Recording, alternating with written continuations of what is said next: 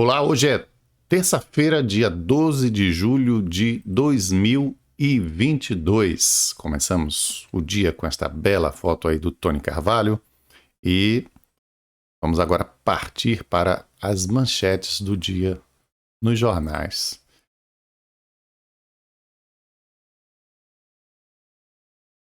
E vamos começando aqui pelos jornais baianos, como costumamos fazer, e o jornal à tarde vai tratar do grande número de casos, dessa nova explosão de Covid previsível que tínhamos após o São João, né? Não sei como é que Feira de Santana vai fazer micareta nesse ambiente, mas é o que está previsto.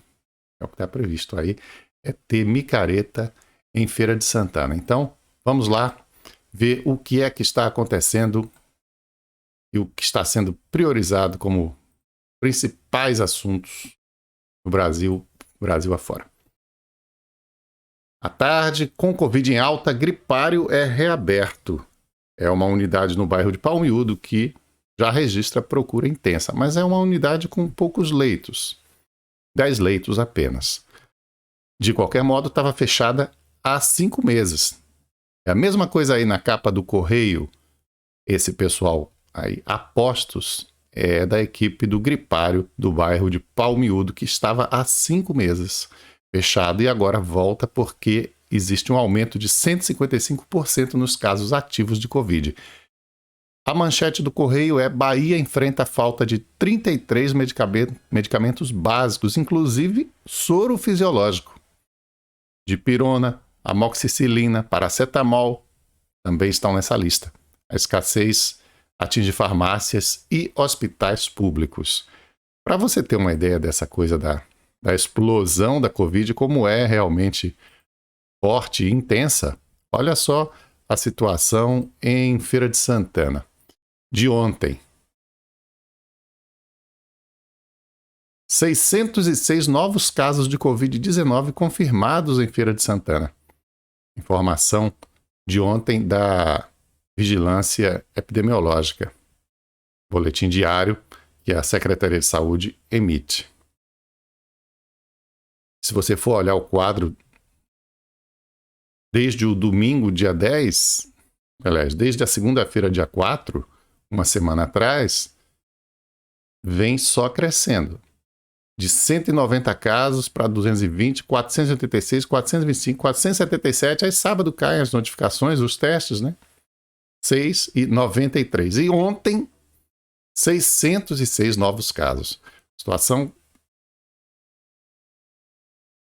só não é pior porque agora os casos não têm a mesma gravidade. Então o número de internados continua sendo baixo. Inclusive, no Acorda Cidade consta também essa matéria de uma mãe preocupada porque muitos casos de Covid e ao mesmo tempo também as aulas estão capengas, né? Ela diz aqui que 12 professores testaram positivo e por conta disso as crianças chegam na escola, aí tem uma aula, não tem outra, e aí ela diz: a gente leva nossos filhos antes de 7, quando é 9, 10 já precisa buscar porque não tem aula. Mas a direção da escola, então ela diz que seria melhor voltar para o modo remoto, mas a direção da escola diz que não é mais isso que está previsto, não é necessário e que tem caído depois de um período maior, com maior número de casos, já diminuiu o número de professores com a Covid, mas é um problema, de fato. Esperemos que continue assim, sem gravidade, né? Sem gravidade, como tem sido até aqui. E não gera muitas internações. Jornal Extra: estupro na sala de parto, estarrecedor e inacreditável. A frase dita pela delegada Bárbara Lomba traduz um pouco da revolta de ver o médico Giovanni Quintela Bezerra estuprar uma paciente sedada no momento do parto em um hospital estadual. Esse monstro também está na manchete do jornal Meia Hora, que, como o anterior Extra, é do Rio de Janeiro.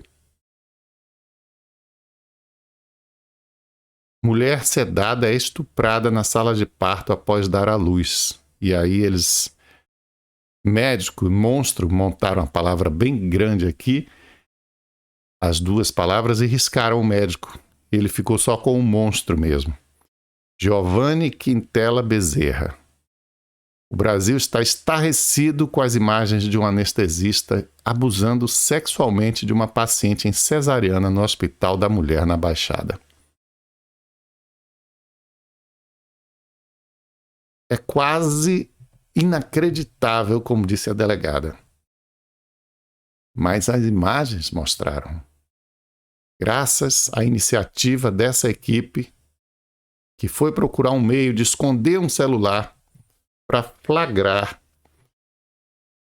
esse ser nojento e desalmado, como diz aqui na capa do Meia Hora. Que ser nojento e desalmado. Faltam adjetivos para classificar esse sujeito. Felizmente, o Conselho Regional de Medicina diz que vai fazer tudo o que for possível para agilizar o processo, para caçar essa praga, essa peste de ser humano. E ele não passar mais nem um dia. Espero que nunca mais ele volte a ser médico. Não pode ser médico um sujeito desse. Saiu uma nova pesquisa do Real Time Big Data, que é encomendada pela TV Record, e o principal dado dessa pesquisa é que praticamente nada mudou. E essa é uma péssima notícia para os desafiantes de ACM Neto, que são Jerônimo Rodrigues e João Roma. Os dados são os seguintes. Na pesquisa estimulada, ACM Neto 56, Jerônimo 18 e João Roma 10. Além da distância ser grande, a outra pesquisa foi feita em maio. E olha aí a comparação. Única mudança, 1 ponto percentual a mais, claro, dentro da margem de erro, para o ACM Neto. Jerônimo não saiu do lugar, João Roma não saiu do lugar. E na pesquisa espontânea, ACM Neto tem 23, Jerônimo 6 e João Roma 5. Aí, nesse caso da espontânea, João Roma está tão bem cotado quanto Jerônimo. Isso aí é um empate, diferença de 1 ponto percentual. ACM Neto vai folgado lá na frente. O que pode dar aos outros postulantes alguma esperança é o fato de que muita gente ainda não escolheu seu candidato, né? 23 mais 6 mais 5 dá 34. E aí tem muita gente ainda que não escolheu. É a chance que eles têm de crescer. É em cima desse eleitorado que ainda não está dando muita bola para a eleição. Porém, mesmo aí tem um problema. Só quem variou de maio para cá, da outra pesquisa do Real Time Big Data, para a eleição, para o governo da Bahia, em relação a essa agora, divulgada ontem, só quem teve uma variação positiva foi o ACM Neto. De 20 ele passou para 23. Enquanto que Jerônimo permaneceu onde estava, João Roma permaneceu onde estava. Isso significa que eles não estão conseguindo aparecer, não estão conseguindo se colocar para o seu eleitorado. Continuam sem ser conhecidos ou então, pior ainda, sendo conhecidos, não conseguiram atrair o voto do eleitor. Então, a ACM continua tranquilo, porém, jamais pode pensar em deitar em berço esplêndido.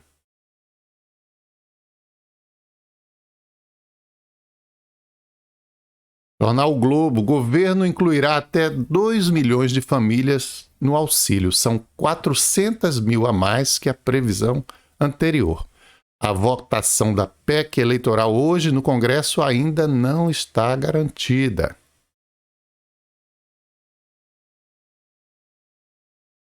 O governo vem fazendo o que pode para tentar se salvar, conseguir obter a reeleição. Aí ele dá o benefício de um lado, mas o brasileiro está assim, né?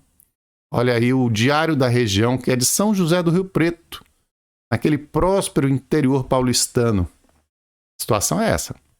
Para driblar a inflação, o Rio Pretense apela a produtos perto do vencimento. Antigamente, a gente achar um produto perto do vencimento no supermercado fosse uma coisa gostosa, que a gente aprecia, eventualmente até cara, e que por estar perto da validade ele baixava o preço para não se perder.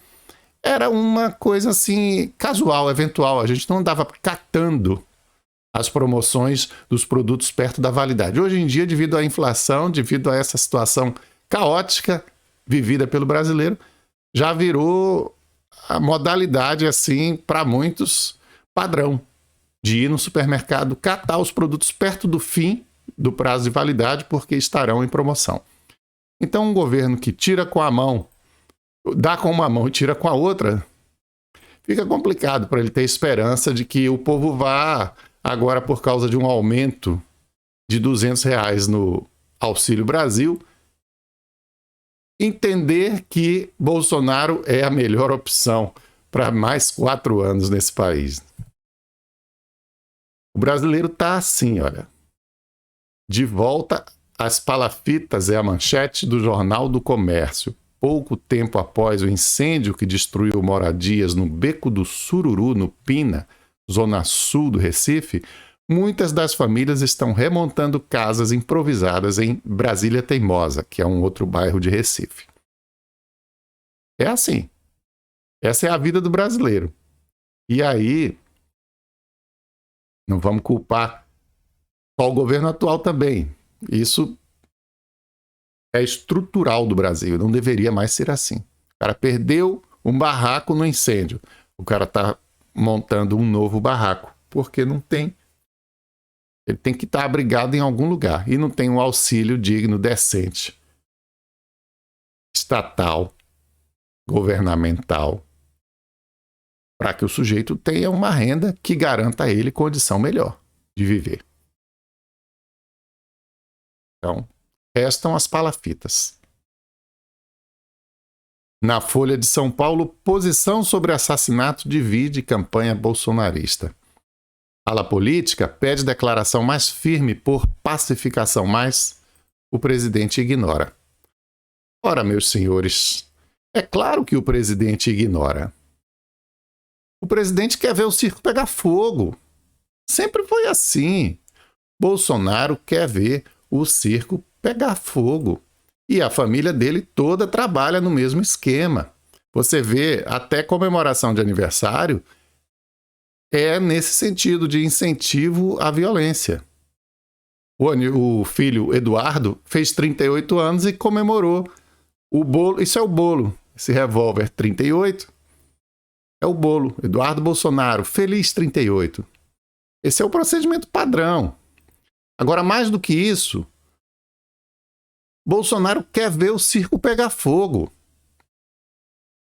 Essa notícia aqui, olha, é de 2019. Bolsonaro manda Forças Armadas se prepararem para protestos como o do Chile.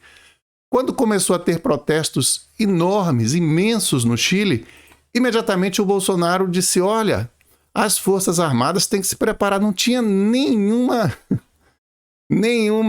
indício de que no Brasil ocorreriam protestos daquele modo que estavam ocorrendo, ou daquela dimensão que ocorreu no Chile. Foram protestos muito grandes, realmente, muito expressivos, que levaram depois, inclusive, à convocação de uma Assembleia Nacional Constituinte para reformar a Constituição, porque o que Pinochet deixou estava massacrando o povo. O regime econômico neoliberal que Paulo Guedes ajudou a implantar no Chile estava destruindo completamente a vida das pessoas, vivendo na miséria, sem condição de pagar pelo básico da vida. O povo aguentou durante muitos anos, até que um dia explodiu a revolta. E aí Bolsonaro, Forças Armadas, se preparem, porque isso pode chegar no Brasil. Mas sabe qual é a intenção dele? Era essa aqui, olha. Conversei com o ministro da Defesa sobre a possibilidade de ter movimentos como tivemos no passado, parecidos com o que está acontecendo no Chile. Logicamente, essa conversa ele leva para os comandantes e a gente se prepara para usar o artigo 142. Esse é o grande negócio. O Bolsonaro quer confusão porque ele quer lançar mão de um artigo da Constituição que lhe garanta mais poderes, que lhe garanta um Estado parecido com um estado de sítio, que lhe garanta suspender a eleição, se for o caso, com medo de perder. Então ele quer ver confusão. Ele não quer pacificação. Não adianta político do PL ou de qualquer outro pedir para ele, olha, faça uma declaração contra esse movimento de violência na eleição. Não, ele quer confusão.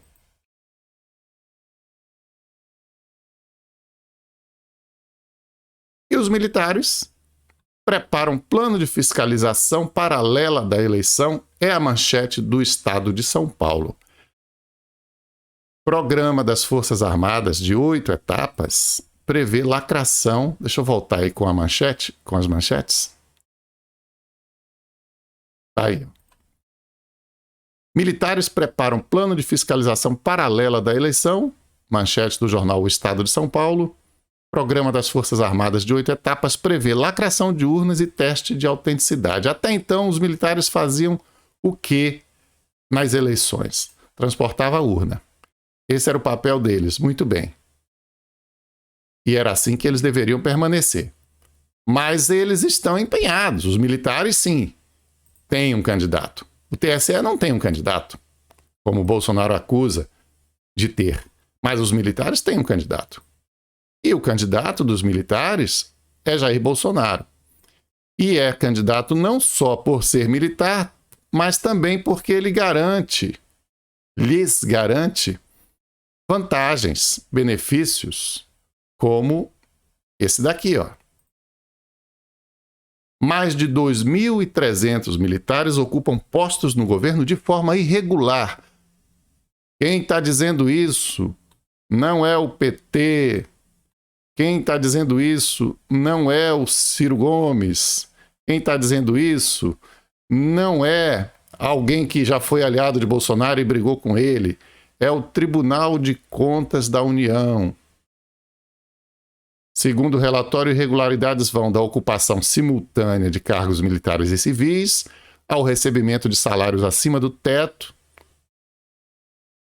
E o Exército e os Ministérios da Defesa e Economia dizem que estão apurando os casos apontados pela controladoria. Os militares não querem perder a mamata. É por isso que eles têm candidato. É por isso que eles estão empenhados tanto assim em meter a colher onde eles não são chamados, onde eles não deveriam ter sido chamados, porque aí é realmente necessário e importante a gente ressaltar que quem chamou foi o ministro Luiz Carlos Barroso, achando do TSE e do STF, achando que estava dando 1-0 e criou essa confusão, porque deu voz a quem não tinha que ter voz, como bem disse a deputada do PCdoB do Acre. Militar não se mete nesse assunto, isso não é assunto de militar, mas agora eles estão empolgadíssimos, empenhadíssimos.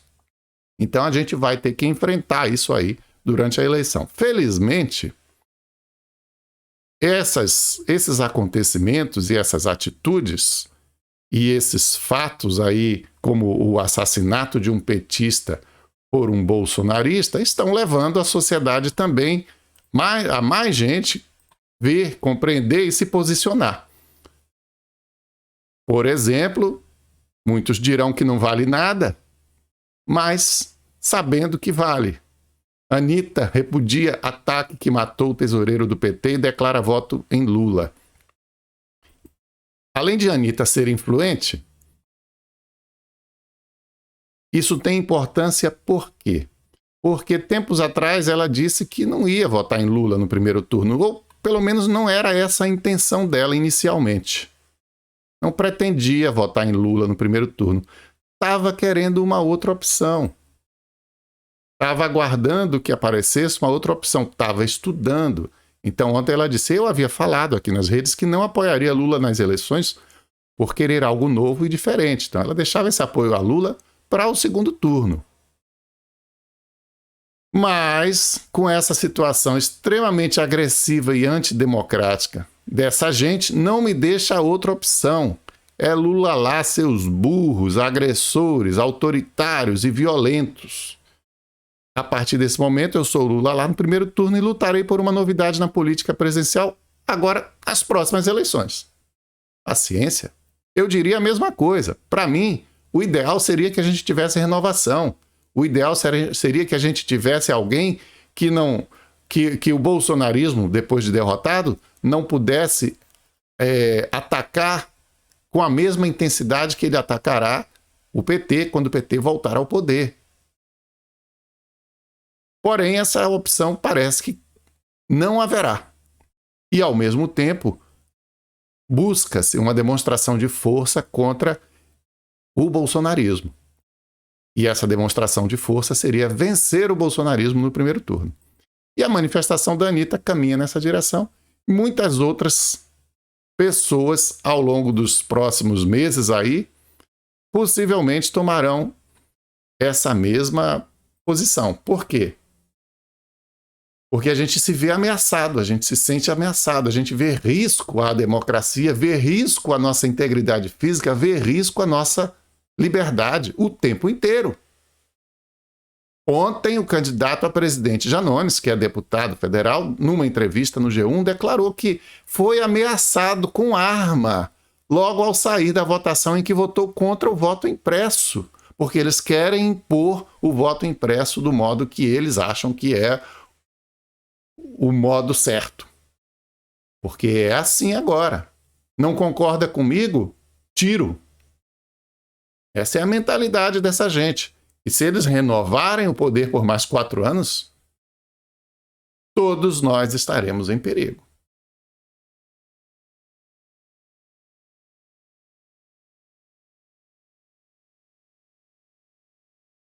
Em Feira de Santana, voltando para a questão da saúde, em Feira de Santana,